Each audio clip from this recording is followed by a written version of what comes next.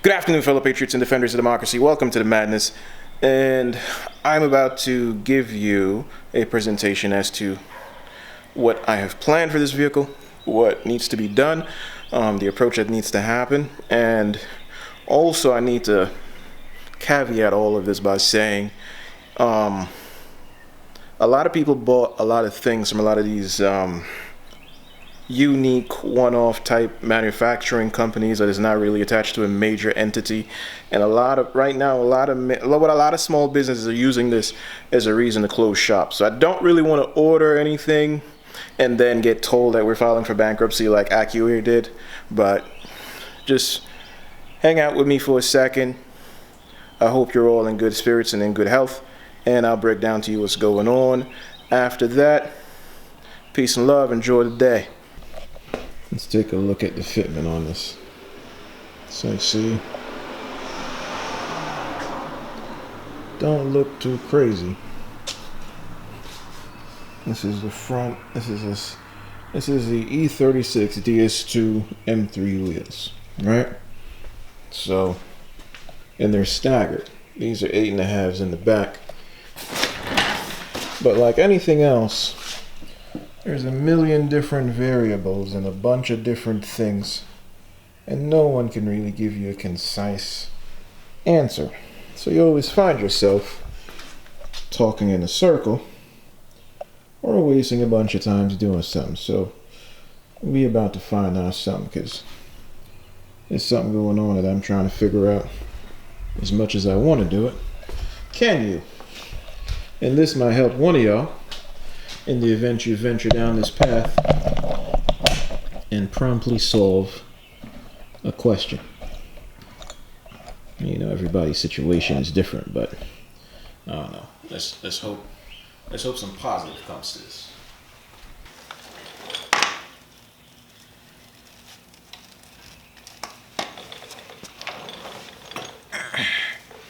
This is a very old impact. A very old impact, and I figure it still works, so I'm not throwing it away. Oh, that's just...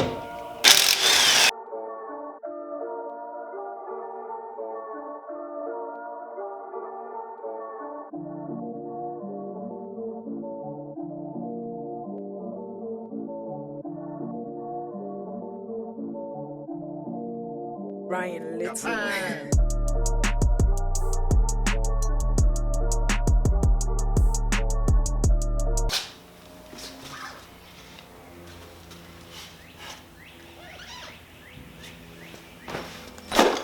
Based on the wonderful notion of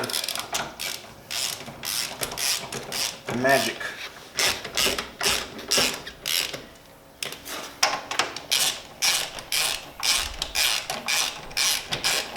So I bet, why are you doing this stupid thing? To be honest, I want a square set of tires. I want 8.5s in the front, 8.5s in the rear.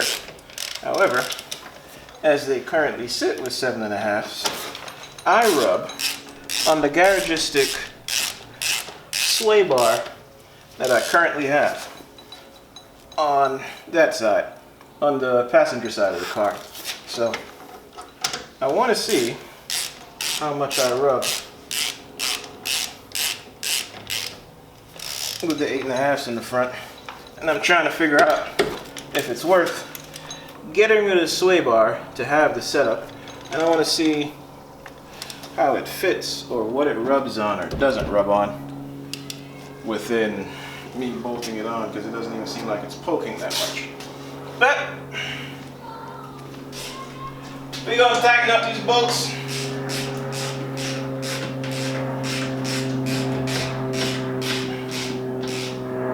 Lift the car up to see how it looks, and then put it on the ground.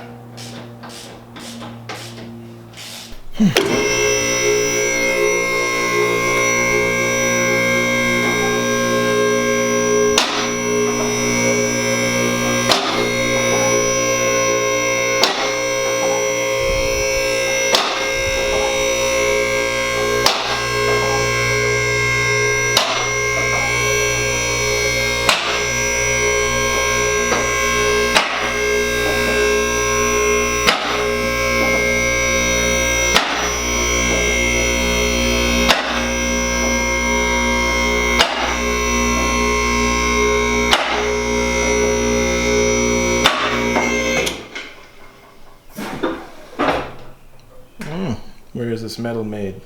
China. Alright, let's play Russian roulette with our lives. So, there we go. Alright, is this thing zooming in or not? Well, seems like it kind of clears the wheel. Looking at the coils up top. It's not rubbing on the brakes, not expecting that. However, this little wonderful moment here is what we need to be taking account for. And so far, in regards to sliding this thing one way or the other, I can't get this shit to balance out, and I don't know why. So we'll be trying to figure this out as we progress. But yeah, as you lock to this side, this wheel comes in all the way here, it rubs. And I haven't figured out what the solution to that is. But within creating more problems as opposed to solutions, here I am trying to get a bigger damn wheel on the front of the car. So yeah, that up there is kind of clear too. So underneath here seems okay. Let's start.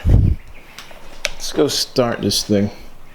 And, all right, I can't do all this at once. I'll be back.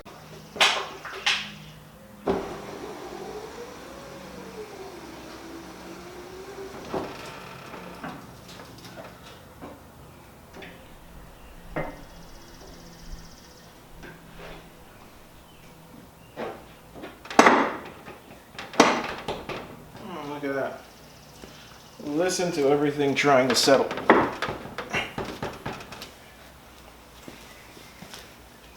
Well, it's kind of poking a little bit. I don't know what the travel is, but I probably want to roll this fender.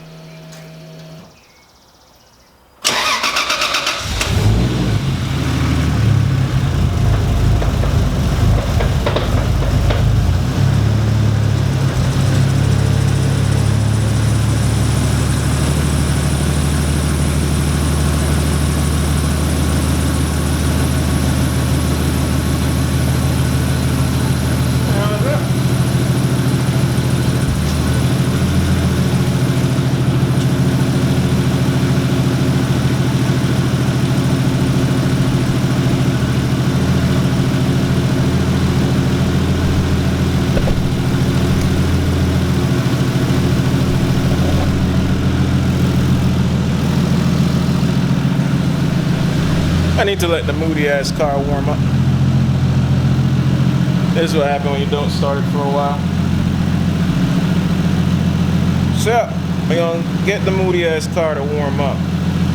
And I guess I could possibly tell you about what's going on and why nothing too crazy has been happening for a little bit. Long story short, we have another project car coming. 2, I don't really want to pull the car down and disable the car from being able to move. Major items that need to be done. I'd like to shave the engine bay. Well, I don't really want to fully shave it, but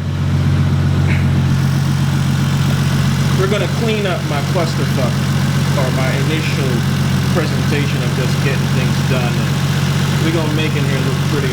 So we need to take this, all of this out, drop it, and I want to paint the engine bay. So that means basically undoing everything that you're seeing here just to get things done. I want to fill in all these holes, put a piece of metal here, body fill in all of it, smooth out all of it, take out anything that doesn't really serve a purpose, make it all look pretty, and put it all away, and basically paint this all up. And within that, I need to change. I want to change the wastegate in the back. After which, after all of that is done, the next thing I want to do, I need to drop the fuel tank off to go get clean, because within the dyno, it seemed like there's something in the tank. Tank needs to be cleaned out. Might need to do the lines, redo the filters. And then I saw Home Build by Jeff make a home build. He made a home build thing to make your own half cage. I want to make a half cage for the back because essentially I want to do a couple of little things to finally get the car to be making 500 horsepower at the wheel. It's at 481. Just get it to 500, leave it alone, and go through after you do all of that. The next major thing is the headliner. I need to put the headliner in regards to all the things that I've mentioned so far. The half cage is about $800 from Garagistic shipped, or it might be less from somebody else, but the shipping always adds some weird dynamic to it, so I need to find out what that price is. And I need to also find out how much it costs to buy the pipes itself, weld up the design I want. And you know, you gotta learn. That's what we all here for, hopefully. That's happening. The next thing within that is the headliner. To order the headliner is $300. If you want the headliner pre-cut, it's $300. If you get the material and struggle to get it yourself, it might be $50, but it might not be as pretty. The other thing within doing the headliner is on these cars, you have to take out the windshield, the rear, the rear winch. All the glass needs to come out. All the glass needs to come out. So yeah, so like I was saying, shave about 80%, shave the bay, paint it. I think I might want to paint it black or possibly white. I don't know. We'll see which way I go on that. After which, headliner on the interior, the half cage for the back, because I want a half cage that ties into the rear strut towers and goes across for additional support back there also. I did the interior, and I thought, because at the time I was the first one who got it all put together, the CD09 transmission was pushed back. Where the shifter isn't anything crazy for me. However, if I buy a $500 shifter kit that I saw, it essentially puts the shifter back up to the original point, and then I can get to put in all of the interior pieces to clean it up, to clean up the interior, and then I can finally wrap all of these wires in the protective fittings that I have and put them away, tuck them away properly. And that's pretty much where we could go from there. And then just for niceties, if we can get all of that done, I need to then get some type of car system to put in here, and we'll go from there. But after that, that's pretty much it. It's like that's the plans for the E30 going forward. So now you know.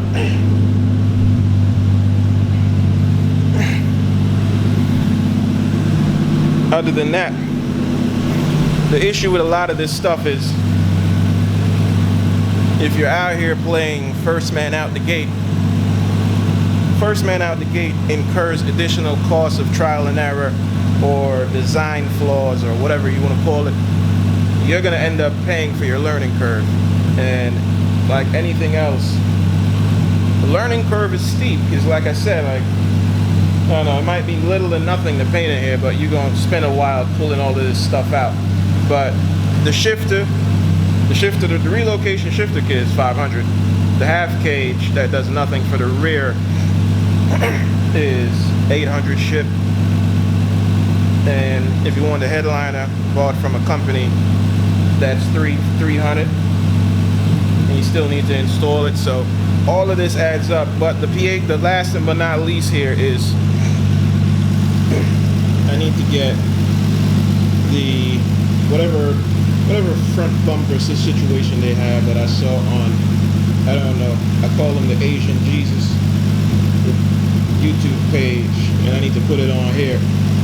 But like anything else, I don't know if it's gonna clear that. So it'll be like a $400 test run to check, because ain't nobody around. Ain't nobody around doing it, and you can't just, you know. So yeah, that's gonna go on there. So basically it's gonna be, I have plans to make it look pretty, to pretty it up. I know the car's running, the tune is good, everything's great. We need to finalize it so that we can sit her down and put it together, and then, you know, I guess the last piece of resistance would be possibly in the down the road, see if we can make it look like perfect outside with the paint outside. But I don't even think we need to do that right now. But hey, those are the plans going forward for this. And there we have it. All right, the car's a little bit warmed up. I need to now go see if the I need to go see what's going on with the whole tire situation as I turn it.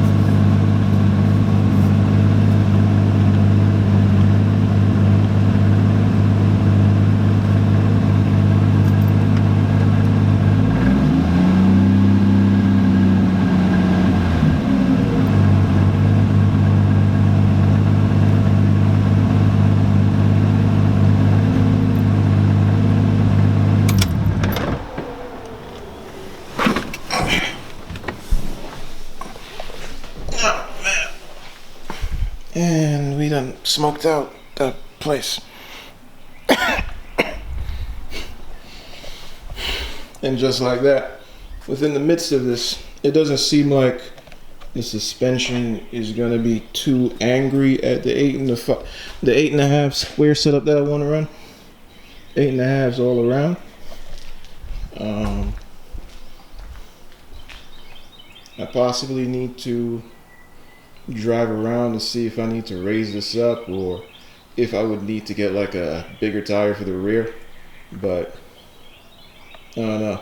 Always wanted 8.5s all around. It's a very annoying situation to try to get them.